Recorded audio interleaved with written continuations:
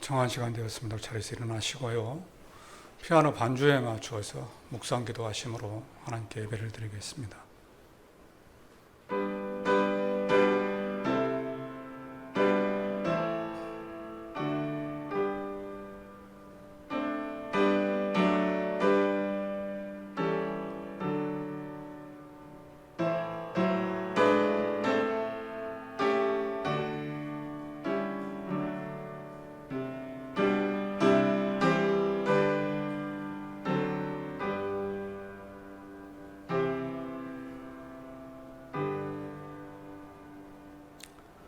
말씀으로 이 세상을 창조하시고 지금도 이 세상을 다스리시며 통치해 가시는 하나님 아버지, 지난 한 달 동안은 또 무더위와 장마 가운데서도 하나님께서 우리를 안전하게 보호해 주신 줄로 믿습니다. 이제 장마가 끝나고 폭염이 시작되는 8월이지만 여전히 하나님의 사랑과 은혜를 믿으며 또 한 걸음씩 나아가는 우리 동명의 성도들의 삶을 주장하여 주셔서 건강에 어려움 없게 하시고 또 이 어려운 때에 믿음 잃지 않도록 하나님 도와주시옵소서.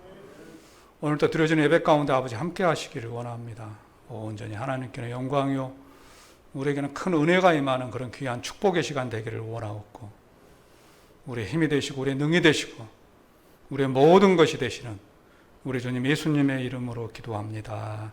아멘. 전능하사 천지를 만드신 하나님 아버지를 내가 믿사오며 그 외아들 우리 주 예수 그리스도를 믿사오니 이는 성령으로 잉태하사 동정녀 마리아에게 나시고 본디오 빌라도에게 고난을 받으사 십자가에 못 박혀 죽으시고 장사한 지 사흘 만에 죽은 자 가운데서 다시 살아나시며 하늘에 오르사 저리로서 산자와 죽은 자를 심판하러 오시리라. 성령을 믿사오며 거룩한 공회와 성도가 서로 교통하는 것과 죄를 사하여 주시는 것과 몸이 다시 사는 것과 영원히 사는 것을 믿사옵나이다. 아멘. 다 함께 찬송가 218장 찬양하신 후에 최상구 집사님 기도하겠습니다.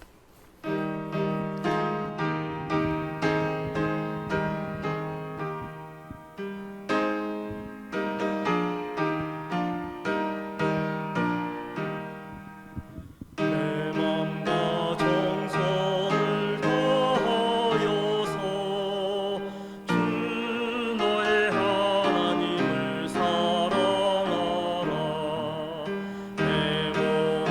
아끼고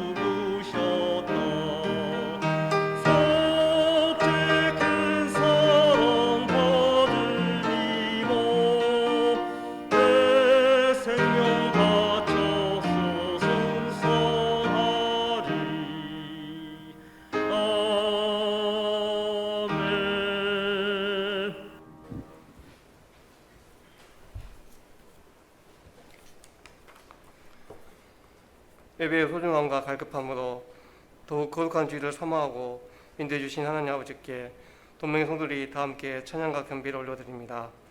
세상의 그 어떤 단어로도 표현할 수 없는 창조주 하나님 아버지의 이대하신 조건 없이 베풀어 주신 크신 사랑을 감사드립니다.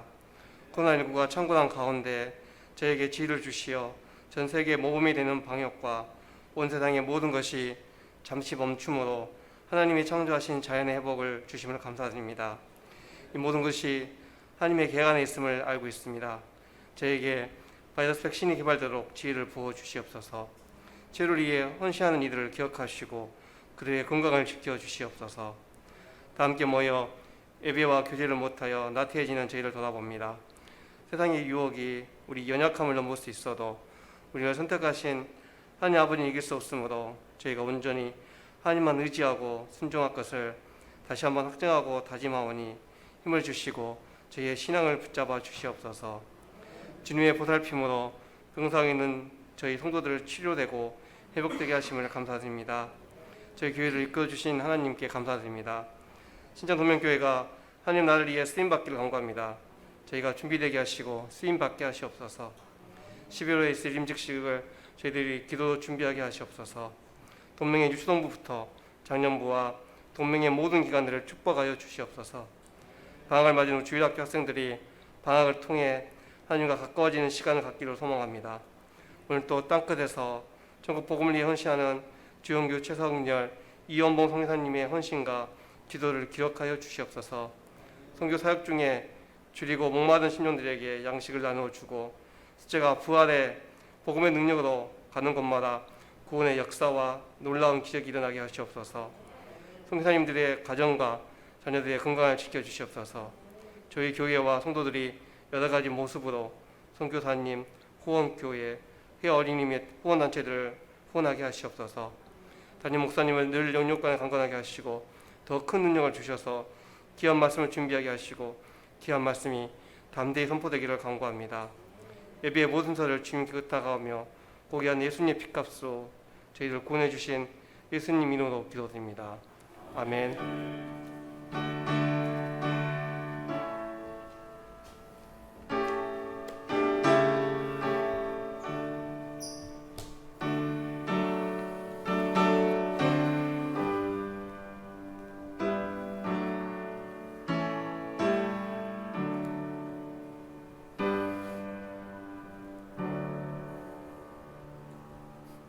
하나님 말씀 보겠습니다. 하나님 말씀은 사도행전 28장 1절부터 10절의 말씀입니다. 28장 1절부터 10절입니다.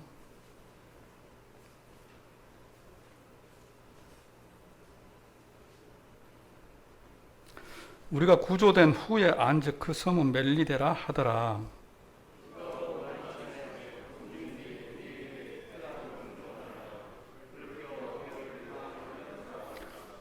바울이 나무 한 묶음을 거두어 불에 넣으니 뜨거움으로 말미암아 독사가 나와 그 손을 물고 있는지라.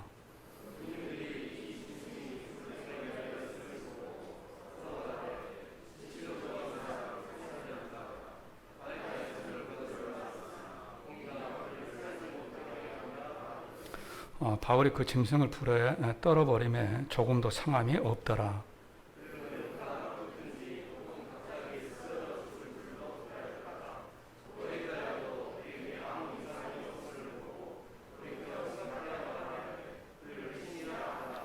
이 섬에서 가장 높은 사람 버블리오라 하는 이가 이 근처에 토지가 있는지라 그가 우리를 영접하여 사흘이나 친절히 머물게 하더니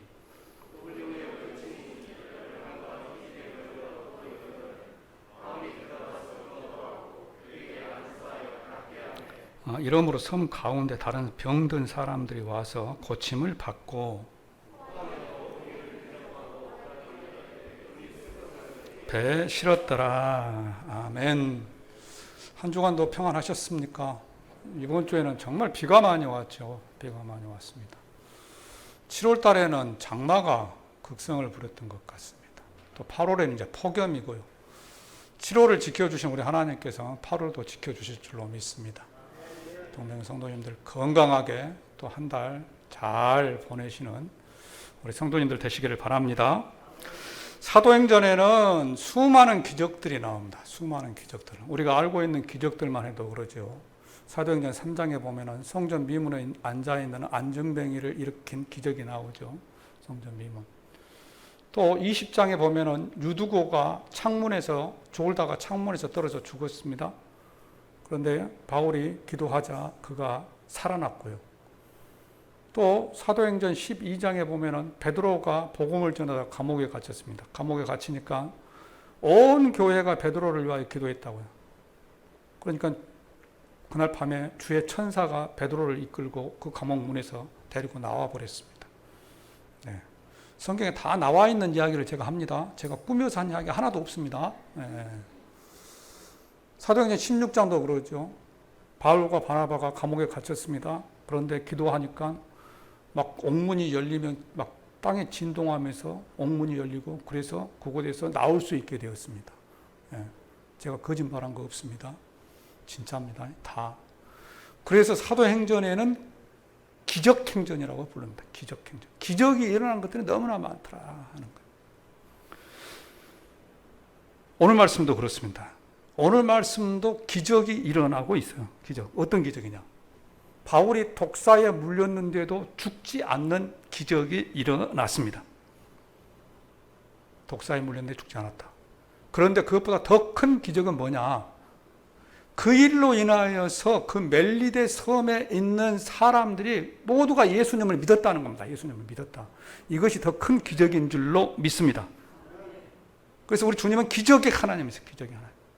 오늘 말씀의 제목이 무엇입니까? 멜리데의 하나님, 멜리데의 하나님. 하나님은 멜리데에서도 하나님이셨더라 하는 것입니다. 오늘 말씀에 하나님의 은혜가 있기를 원합니다. 멜리데에서 일하셨던 그 하나님이 우리의 삶 가운데도 일하시기를 주님 이름으로 축원드립니다.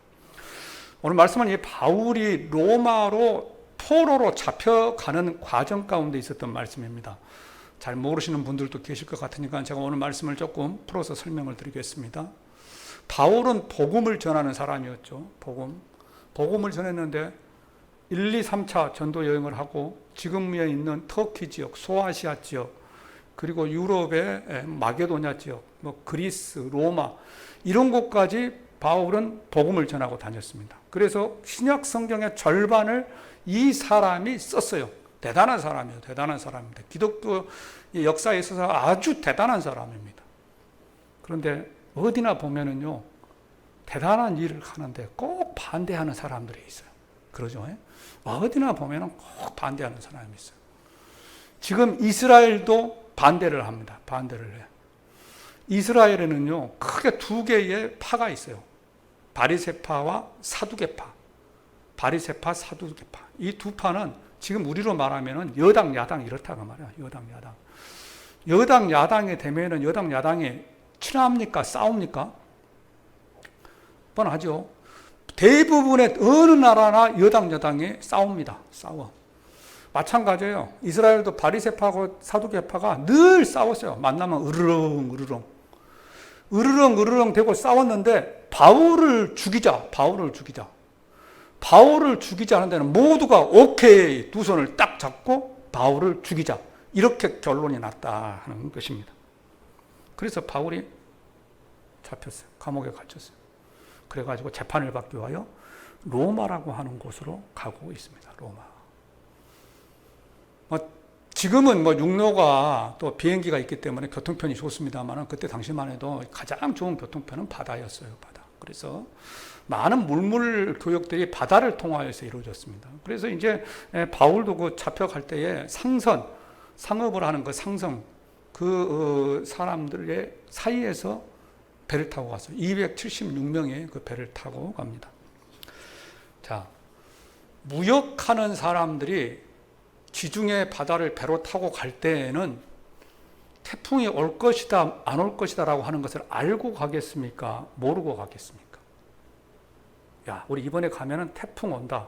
그러니까 한번 태풍하고 맞짱을 뜨면서 가자. 이러고 가겠습니까? 안 그러면은 지금까지 이때는 태풍이 없었다. 때가 가을이에요, 가을. 지금까지 이때는 태풍이 없었으니까 지금 가면은 안전하게 우리가 로마로 가겠다. 라고 생각하면서 가겠습니까? 잘 모르면 2번입니다. 2번.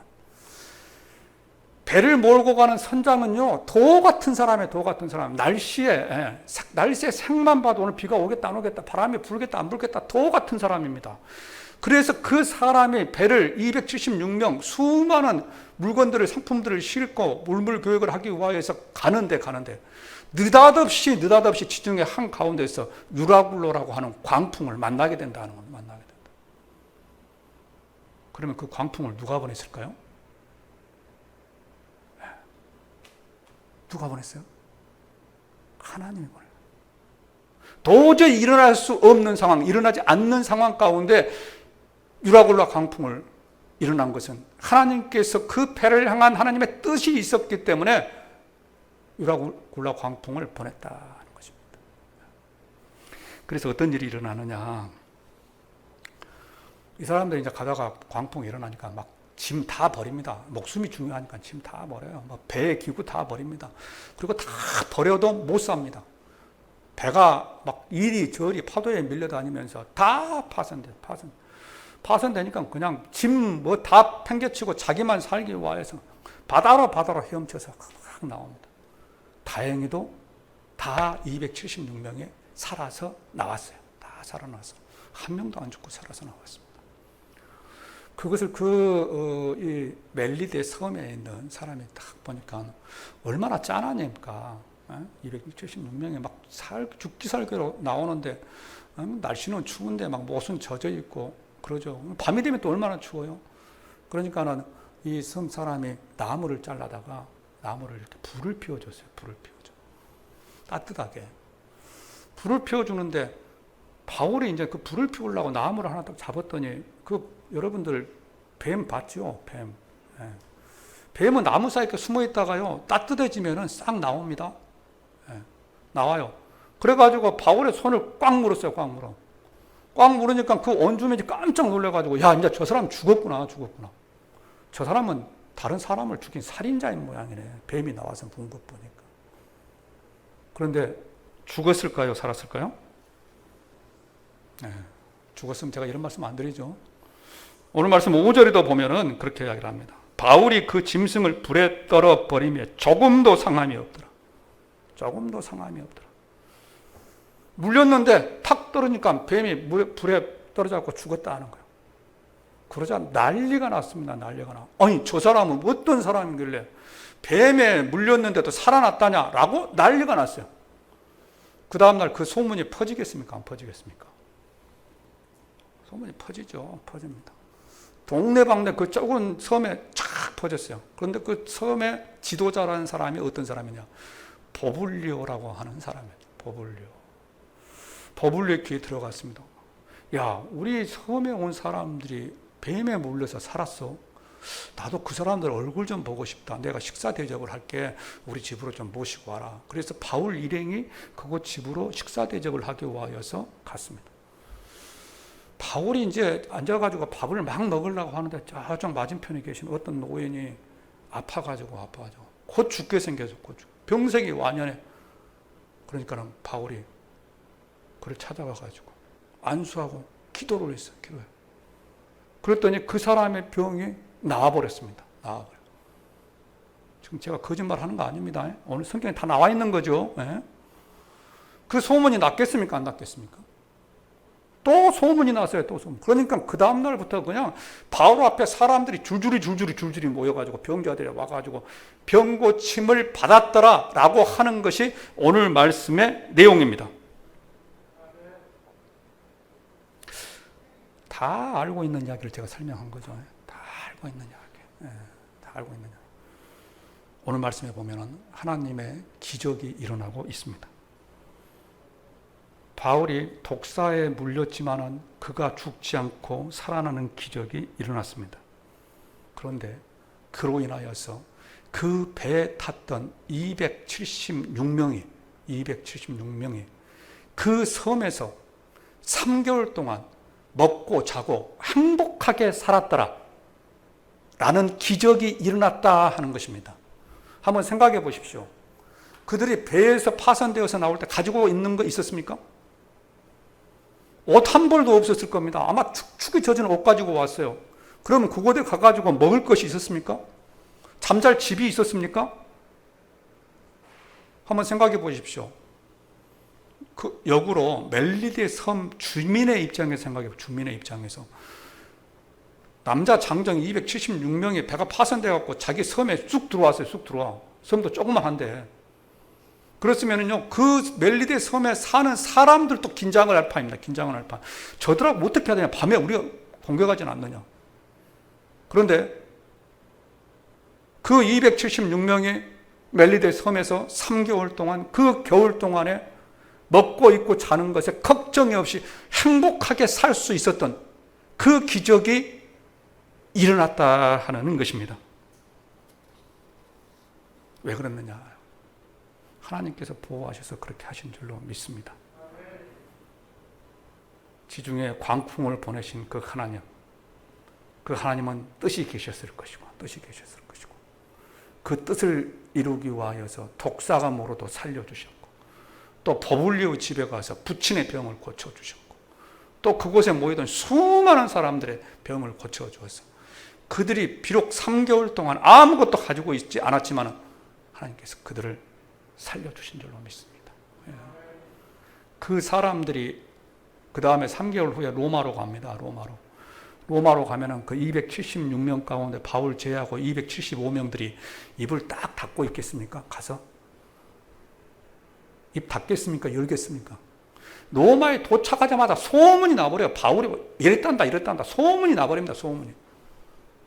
바울이 얼마나 일하기가 쉬웠겠습니까? 이 모든 것이 하나님의 은혜인 줄로 믿습니다. 이 모든 것이 하나님의 일하심인 줄로 믿습니다. 이 모든 것이 하나님의 계획인 줄로 믿습니다. 우리도 그렇습니다. 우리도 살 때에 때로는 내 생각과 다른 일들이 일어난다는 것입니다. 아니, 광풍이 일어날 때가 아닌데 왜 이 광풍이 일어나지? 태풍이 일어나지? 내 인생 가운데 아니 이런 일이 없을 것인데 왜 자녀에게 어려움이 생기고 건강에 어려움이 생기고 물질에 어려움이 생기고 직장과 사업에 어려움이 생기지? 우리는 생각합니다. 그러나 하나님께서는 그 모든 것들을 알고 계신다는 것입니다. 하나님께서는 그 모든 것을 계획하고 계신다 하는 것입니다. 그리고 하나님께서는 그 계획을 이루기 위하여 때로는 우리의 삶 가운데 유라굴로라고 하는 광풍을 보내신다는 것입니다. 멜리데 섬이 복음화 되었고 그 소문을 들은 사람들이 로마에 가서 복음을 전했던 것처럼 우리 하나님께서는 우리의 삶 가운데 때로는 내 생각대로 되지 않는 일들을 통하여서 하나님의 뜻을 이루어 가신다 하는 것입니다. 이것을 기억하는 저와 여러분들이 되기를 원합니다. 그래서 이것을 안 사도 바울은 로마서 8장 28절에서 이렇게 이야기를 합니다. 함께 읽겠습니다. 우리가 알거니와 하나님을 사랑하는 자, 곧 그의 뜻대로 부르심을 입은 자들에게는 모든 것이 합력하여 선을 이루느니라. 아멘. 아멘. 모든 것이 합력하여 선을 이루느니라. 이것이 저와 여러분의 믿음이 되시기를 주님의 이름으로 축원합니다. 그래서 두 번째로 보면은요, 하나님은 아주 작은 것들도 소중히 여기시더랍니다. 작은 것들. 우리가 지금 멜리데 섬을 보고 있잖아요. 멜리데 섬. 멜리데 섬은 지금의 몰타입니다. 몰타라고 하는 섬입니다. 도시입니다. 그 몰타라고 하는 섬은 그 면적이 제주도의 6분의 1 정도 된답니다. 6분의 1. 가로가 29km, 세로가 15km. 이거 보니까 광주보다 더 적습니다. 광주보다 더 적어. 그리고 이 몰타는 이탈리아의 지도 보면 반도 아래쪽에가 있습니다. 그래서 몰타만 딱 건너가면 이탈리아 이제 로마로 도착할 그런 판이에요. 그런데 배가 정말 로마를 코앞에 두고 광풍을 만나서 파선을 하였습니다. 그리고 그곳에서 3개월 동안 머물러요. 성경에는 그 외의 것에 대하여서 기록하지는 않습니다. 그러나 전해 오는 전승에 의하면은 오늘 말씀에 이 버블리오라고 하는 사람이 이 기적을 체험하고 나서 예수님 믿고 이 멜리데 섬의 초대 담임 목사가 되었다고 합니다. 담임 목사. 그리고 지금도 95%가 예수님을 믿고 있는 그러한 나라가 되었어요. 그리고 그곳에 가게 되면 바울에 대한 어떤 행적들, 이러한 것들이 많이 세워져 있다고 합니다. 원래 바울이 가고자 했던 것은 로마입니다. 로마는 모든 길은 로마로 통한다. 그러죠? 세계의 정치, 경제, 군사, 뭐 예술, 건축, 음악, 미술, 스포츠 모든 것의 중심지가 로마입니다. 로마. 세계 최대의 도시입니다. 최대의 도시. 당시 로마 사람들은 시민권이 특별했습니다. 다른 사람들이 로마 사람들 어떻게 할 수가 없었어요. 다른 나라에 비자 없이 갈 수 있는 그러한 대단한 의식을 가지고 있는 사람이었습니다. 거기에 비하면 멜리데 섬은 아주 보잘것없죠. 내세울 것이 아무것도 없습니다. 그런데 하나님께서는 바울을 그 로마로 보내시는 것이 아니고 로마로 가기 전에 멜리데 섬이라고 하는 곳으로 보내셨다. 보내셨다. 왜? 왜 보냈겠습니까? 왜? 멜리데 섬도 하나님이 사랑하시기 때문이다 하는 것입니다. 로마 시민 사람들만 하나님이 사랑하시는 것이 아니고 멜리데에서 살고 있는 아무것도 모르는 그 순진한 사람들도 하나님께서는 사랑하고 계셨더라 하는 것입니다. 이것을 기억하는 저와 여러분들이 되기를 원합니다. 하나님은 작은 것도 기억하고 계십니다. 하나님은 작은 아이도 기억하고 계십니다. 하나님은 보잘것없고 세상에 가진 것 없고 힘들고 어렵고 구박받고 핍박받는 사람도 하나님께서는 기억하고 계신다는 것입니다. 하나님께서 기억하시기 때문에 저와 여러분이 신앙생활하고 있는 줄로 믿습니다. 그래서 고린도전서 1장 27절에 보면 이렇게 이야기를 합니다. 자, 우리 27절부터 29절까지 함께 읽어보겠습니다. 그러나 하나님께서 미련한 것들을 택하사 지혜 있는 자들을 부끄럽게 하려 하시고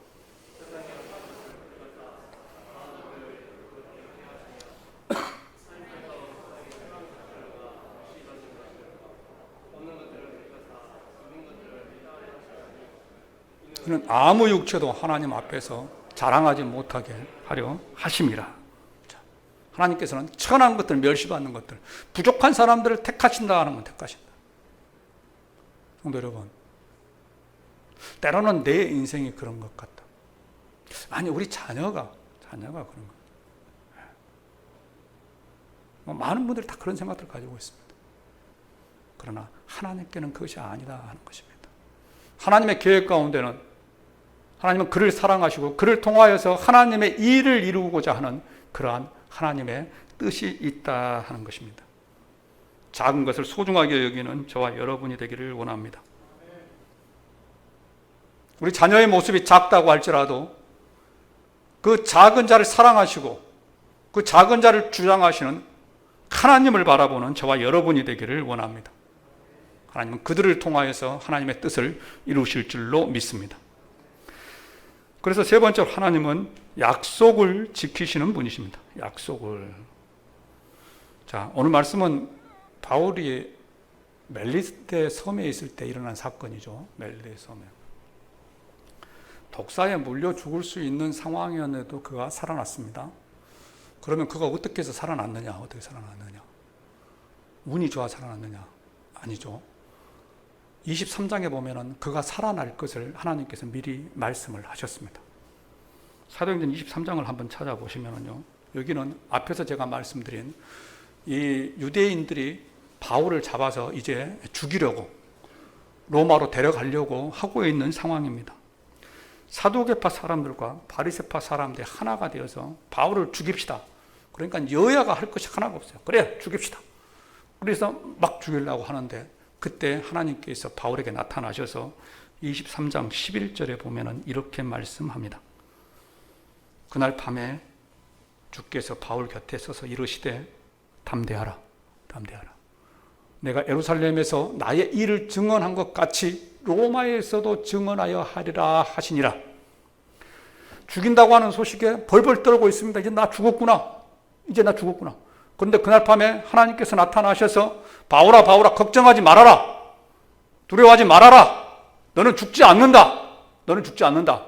너가 예루살렘에서 복음을 전한 것처럼 저기 로마 가서도, 그곳에 가서도 너는 복음을 전한다. 그러니까 너는 죽지 않는다. 죽지 않는다. 이미 하나님께서 그에게 말씀하셨어요. 이것뿐만 아닙니다. 우리가 지금 유라굴라 광풍을 보았는데 유라굴라 광풍은 27장에서부터 나옵니다.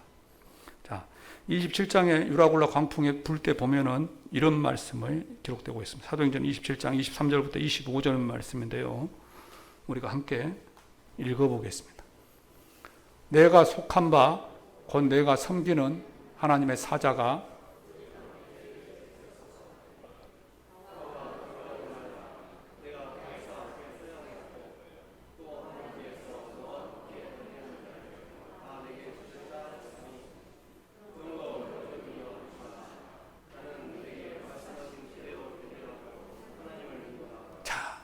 이게 무슨 말이냐면은 배가 막 파손되니까 배 안에 있던 사람들이 막 우왕좌왕하잖아요. 우왕좌왕. 이제 죽었구나. 그때 바울이 그 사람들 앞에서 하는 이야기입니다. 걱정하지 마십시오. 걱정하지 마십시오. 당신들은 죽지 않습니다. 어젯밤에 주의 천사가 나에게 와서 여러분들 죽지 않는다고 그렇게 말씀을 하셨습니다. 걱정하지 마십시오라고 이야기를 합니다. 그런데 바울이 그렇게 이야기할 수 있었던 근거가 뭡니까?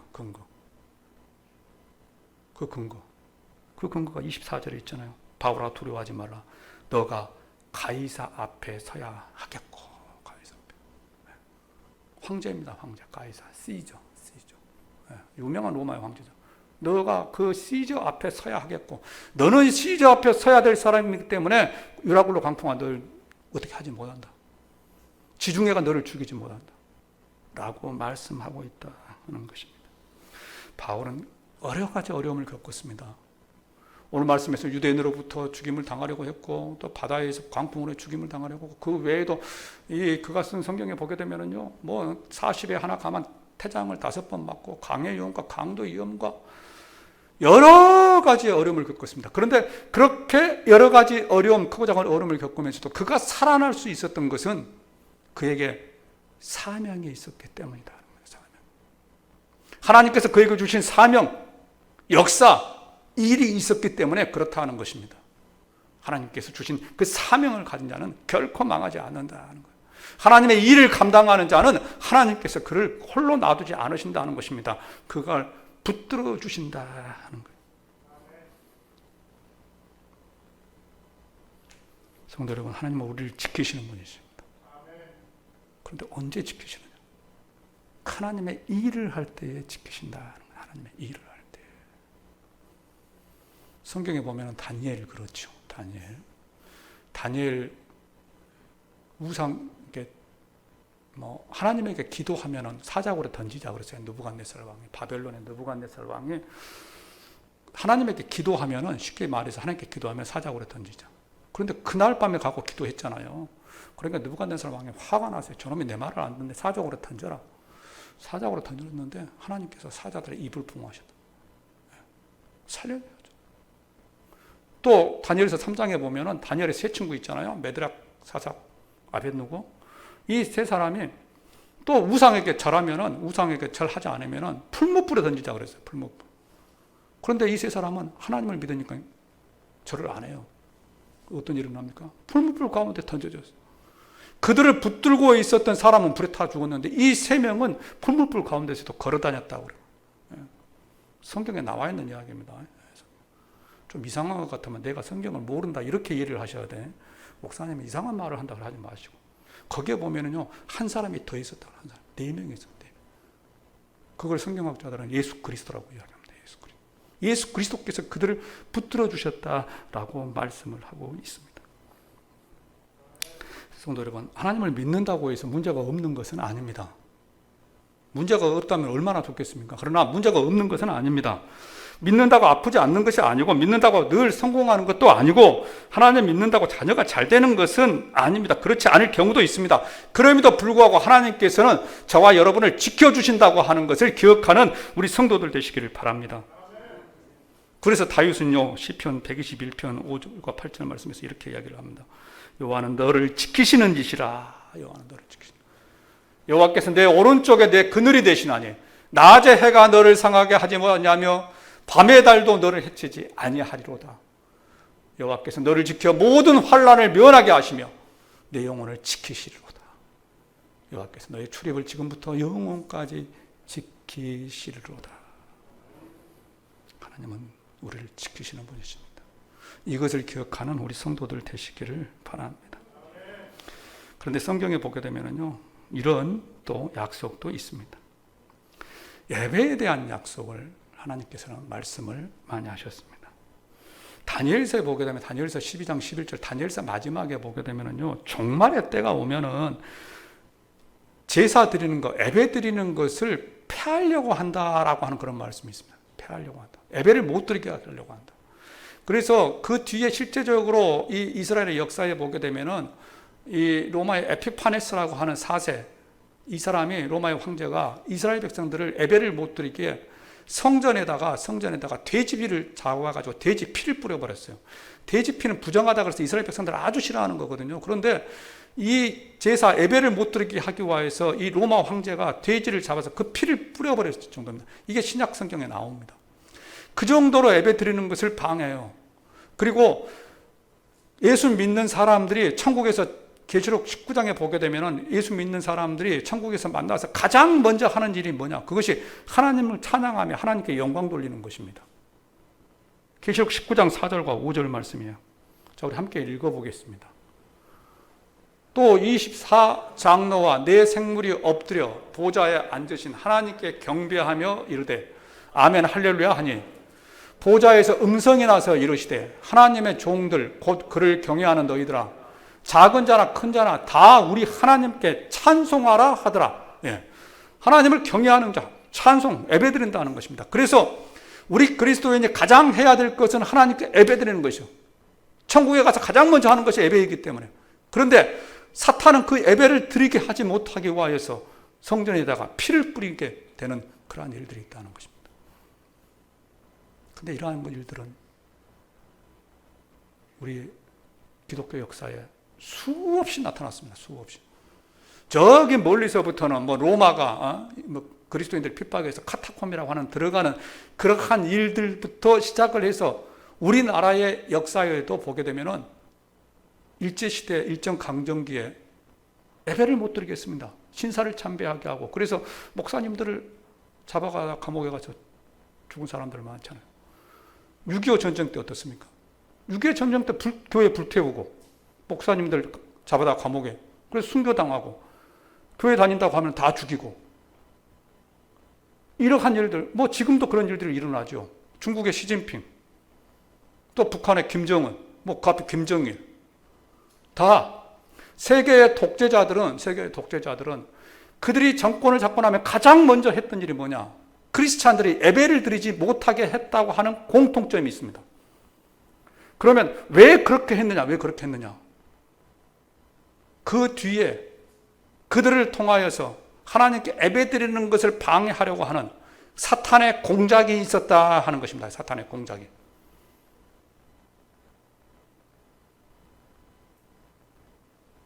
제가 여기서 뭐 여러분들에게 길게 설명을 드리지는 않겠습니다. 뭐 아담 때도 그랬고, 예. 뭐 성경의 쭉 흐름을 보게 되면은 하나님의 하시는 일에 방해하는 데는 항상 사탄이 있었어요. 사탄. 요즘에 우리가 예배를 드림에 있어서 그런 일들이 많이 있습니다. 코로나로 인하여서 예배가 중단된다고 하는 것이 단순히 예배가 중단되고 온라인으로 예배를 드리는 것에 우리들의 시선에 초점이 맞추어져서는 안 됩니다. 이 코로나로 인하여서 뭐 국가에서 예배를 뭐 온라인으로 드려라. 또 어떤 공공의 선을 위하여서 교회가 조금 자중해라. 저는 물론 그렇게 동의를 합니다. 동의를 해요. 지금까지 교회는 방역 수칙을 잘 지켜왔고 사실 오늘부터 우리가 1, 2부로 예배를 드리려고 했어요. 1, 2부를 함께 11시에 드리려고 했습니다. 그런데 29일 날 끝나기로 했던 사회적 거리두기 2단계가 오늘까지로 연장이 됐습니다. 연장이 돼서 저도 정말 고민을 많이 했어요. 금요일, 토요일까지 드릴까? 근데 연장되었다. 드려도 괜찮습니다. 저는 드려도 괜찮다고 생각해요. 네. 그래도 2일까지, 오늘이니까 하루 더 참자. 그래서 오늘까지 우리가 1, 2부로 예배를 드렸습니다.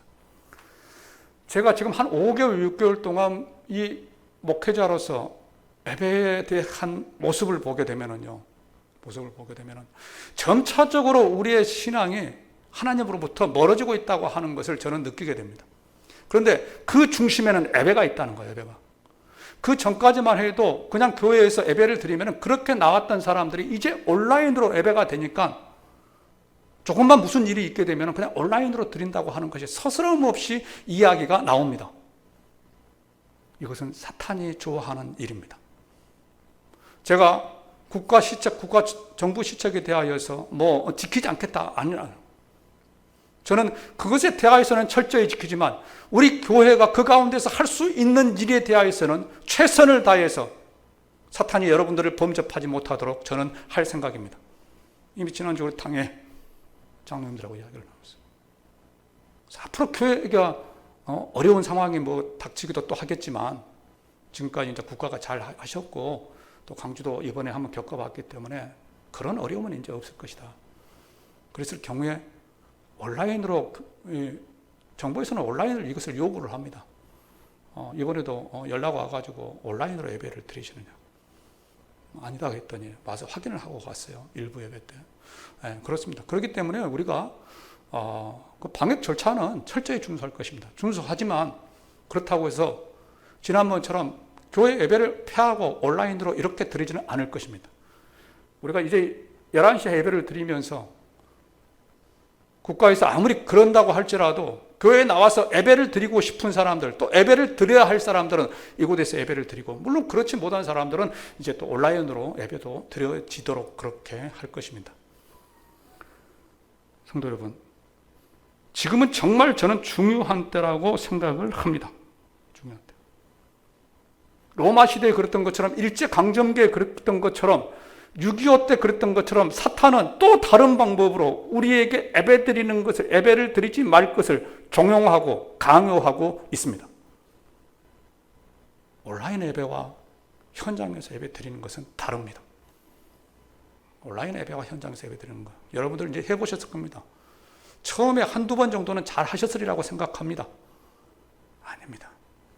계속 이것이 반복되다 보면은 매너리즘에 빠집니다. 그래서 예배 드리는 그런 자의 모습이 바로 될 수가 없다 하는 것입니다. 히브리서 10장 25절에 보면 이렇게 말합니다. 모이기를 피하는 어떤 사람들의 습관과 같이 하지 말고 오직 권하여 그날이 가까움을 볼수록, 그날이 어떤 날입니까? 종말입니다. 종말이 가까움을 볼수록 어떤 사람들의 습관과 같이 하지 말고 더 하나님께 나아가서 예배드리자 하는 것입니다. 예배를 통하여서 우리의 신앙이 다시 회복되어지고 하나님께 한 걸음 더 나아가는 동명의 성도들 되시기를 주님의 이름으로 축원드립니다. 기도하겠습니다. 하나님, 우리는 하나님의 뜻이 어디에 있는지 알지는 못합니다. 그러나 유라굴라 광풍을 통하여서도 멜리데 섬에 복음을 전하게 하신 하나님, 유라굴라 광풍을 만났지만은 멜리데 섬에서 3개월 동안에 잘 먹고 잘 쉬고 잘 살 수 있었던 길을 마련하신 하나님, 그 하나님께서 지금 우리와 함께 하시는 줄로 믿습니다. 이 코로나로 인하여서 우리가 어떻게 해야 될지, 무엇을 해야 할지 모르지만은 이것도 하나님의 은혜요, 하나님의 계획이요, 하나님의 뜻하심이요, 하나님의 인도하심이라고 하는 것을 믿으며 하나님께서 이것을 인도해 나가시는 것을 따라가는, 목도하면서 따라가는 동명의 성도들 되도록 주님 도와주시옵소서. 그럼에도 불구하고 여전히 많은 사람들이 병으로 고통을 당하고 또 그로 인하여서 우리 수고하는 분들이 너무나도 많습니다. 하나님, 진노 중에라도 긍휼을 베풀어 주시옵소서. 코로나가 속히 끝나도록 하나님 도와주시옵소서. 그래서 우리가 예전처럼 예전의 예배 자리로 돌아가게 하시고, 이렇게 예배 드리는 것을 그치는 것이 우리의 마음의 부담이 되며 이것이 우리의 신앙을 갉아먹는 것이라고 하는 것을 우리가 다시 한번 깨닫고, 다시 한번 십자가 아래에, 다시 한번 복음 아래에, 다시 한번 예배 아래에서는 우리 성도들 되도록 주님 도와주시옵소서. 감사를 드리며 우리 사랑하시는 우리 주님 예수님의 이름으로 기도합니다. 아멘. 우리 다 함께 찬송가 235장 찬양하겠습니다.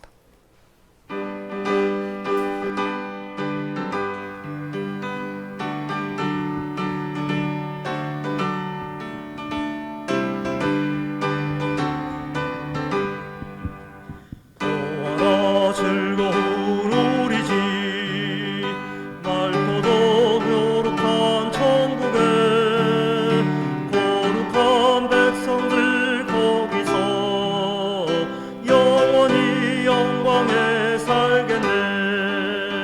거기서 기쁘고 즐거운 집에서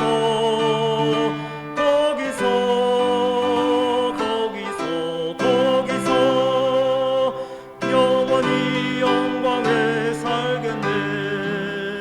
앞서간 우리의 친구들 광명한 그 집에 올라가 거룩한 주님의 보좌 찬미로 영원히 즐기네. 거기서 기쁘고 즐거운 집에서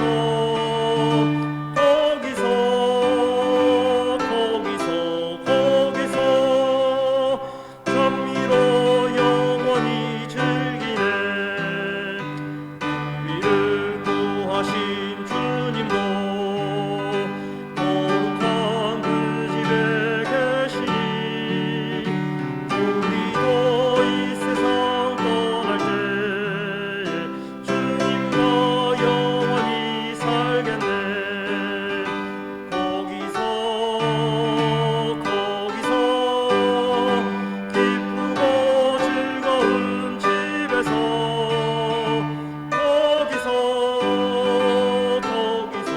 거기서 주님과 영원히 살겠네. 우리의 일생이 끝나면 영원히 즐거운 곳에서 거룩한 아버지 모시고 기쁘고 즐겁게 살겠네. 거기서 기쁘고 즐거운 집에서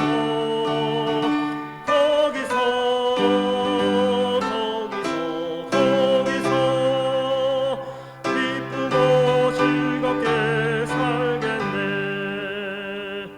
하나님 아버지 감사합니다. 우리에게 천국집을 허락하신 하나님께 감사합니다. 그 천국집을 보면서 이 세상 가운데서도 기쁘게 살 수 있도록 도와주시옵소서. 하나님 예물이 드려집니다. 11조, 또 건축원금, 추정원금, 또 국내 성교원금, 목적원금, 여러 모양 예물 가운데 하나님께서 축복하여 주시고 이 예물이 쓰이는 곳에 하나님 기적이 일어나게 하시며 또 그 기적을 일으키는 그 손길들이 될 수 있도록 주님 도와주시옵소서. 하나님 감상금이 드려집니다. 하나님 은혜 드리며 은혜에 감사드리는 예물들이 있습니다. 아버지 이 예물 받으시고 늘 이 감사의 조건들이 끊이지 않게 하시고 또 가정과 직장과 사업장과 자녀손들에게 더 좋은 일들 많이 생길 수 있도록 하나님 돌보아 주시옵소서. 감사드리며 우리를 사랑하시는 예수님의 이름으로 기도합니다. 아멘. 교회 소식 말씀드립니다. 휴가 기간입니다만은 코로나 건강 유의하시고요. 이제 귀에 딱지가 앉을 정도로 말을 하기 때문에 생략하겠습니다. 교회 예배 시간은 다음 주부터 11시에 한 번 드리도록 하겠습니다. 예전으로 돌아가겠습니다. 그리고 찬양대와 점심 식사는 아직도 이게 어렵기 때문에 국가 시책이기 때문에 찬양대와 점심 식사는 하지 않습니다. 그 대신에 이제 9시에 하였던 교회 학교 유초동부 중고동부 예배를 30분 늦게 드리겠습니다. 가운데 시간이 비기 때문에. 그래서 선생님들 나오셔서 아이들 좀 관리를 잘 해주십시오. 거의 교회 학교 안 나온 애들이 많습니다. 안 나온 애들이. 교회 학교 이래로 나왔대서는 안 되겠다 싶어서 좀 더 관심을 갖자는 측면에서 또 이렇게 하는 것입니다. 그래서 우리 선생님들 수고해 주시기를 바랍니다. 그리고 안내위원을 조정합니다. 지금까지는 우리 정윤숙 권사님, 최유술 집사님이 또 추운데 또 건강에 어려움이 있음에도 불구하고 안내를 해주셨는데 이제는 찬양대가 찬양을 하지 않아서 우리 정남숙 집사님과 윤은아 집사님을 우리 안내위원으로 선발합니다. 그래서 이분들이 조금 일찍 오셔서 11시 예배에 안내를 해주시길 바랍니다. 우리 수고하신 분들과 수고할 분을 위하여서 박수 한번 쳐주시기를 바랍니다. 교회 성도님들의 수가 지금 현재 거리 두기를 1m씩 두게 되면은 여러분들 앞에 있는 스티커 정도에 앉으셔야 합니다. 여러분들이. 그러면은 우리 지금 성도님들 수와 거의 비슷합니다. 제가 봤을 때는 거의 비슷해. 그래서 여러분들이 오시면은 그 스티커 쪽에다가 성경을 딱 두시고 앉으시면은 됩니다. 왜냐하면은 검열이 나오고 뒤에서 보고 가기 때문에 저도 지난번에 마스크 한 번 안 썼다가 지적받았습니다. 마스크 쓰라고. 그래서 근데 알고 보니까 목사님들은 설교할 때 안 써도 된답니다. 안 써도 된대요. 근데 그때 제가 몰라고 한 방 먹었어요. 아무튼 우리가 할 것은 하자는 것입니다. 할 것은 하되 예배 드릴 것은 또 우리가 드리자는 겁니다. 지금 하나님께서 원하시는 것은 그것인 것 같아요. 그래서 스티커에 여러분들이 성경책 딱 놓고 그 자리에 앉으시면 거의 1m 되기 때문에 지장이 없을 것입니다. 근데 오시는 분들 가운데 일찍 오신 분이 이 사이드에 앉아 있으면 다음에 오신 분이 가운데로 못 앉아요. 그러니까 일찍 오신 분들 가운데 중직자들은 앞에서부터 자리를 앉아서 채우시고 일찍 오신 분들은 가운데서부터 바깥쪽으로 좀 늦게 오신 분들 배려를 해 주시기를 바랍니다. 그리고 너무 늦게 오면은 자리가 없을 수도 있다는 거.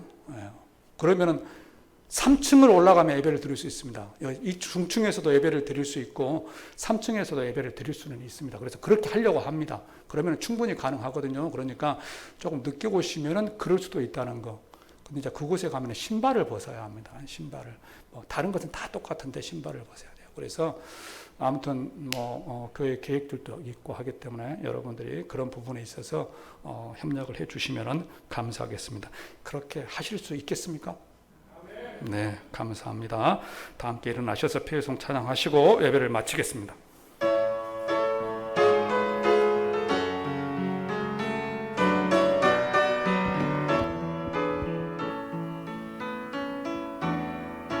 감사하신 하나님, 에베레셀 하나님, 살아계신 하나님, 에베레셀 하나님, 여기까지 인도하셨네. 감사하신 하나님, 여기까지 인도하셨네. 살아계신 하나님, 감사하신 하나님, 에베레셀 하나님, 살아계신 하나님, 에베레셀 하나님, 감사하신 하나님, 에베레셀 하나님, 살아계신 하나님, 에베레셀 하나님. 지금도 살아 역사하셔서 이 땅을 통치하시며 다스리시는 우리 주 예수 그리스도의 은혜와 우리를 사랑하시되 하나밖에 없는 독생자를 십자가에 내어주시기까지 우리를 사랑해 주신 하나님 아버지의 그 크신 사랑하심과 그 사랑을 우리 가운데 이루기 위하여 우리와 함께 동행하시는 성령 하나님의 교통 축복하심이 이제 하나님의 뜻을 믿으며 하나님의 역사를 기대하며 힘들고 어려울 때마다 주님께 부르짖으면서 살아나가기를 원하는 이곳에 머리 숙인 동명의 성도들의 머리 위와 그 가정, 직장, 사업장, 그리고 하나님께 사랑하시는 우리 교회, 우리 나라 위에 지금부터 영원까지 함께 있을지어다. 아멘.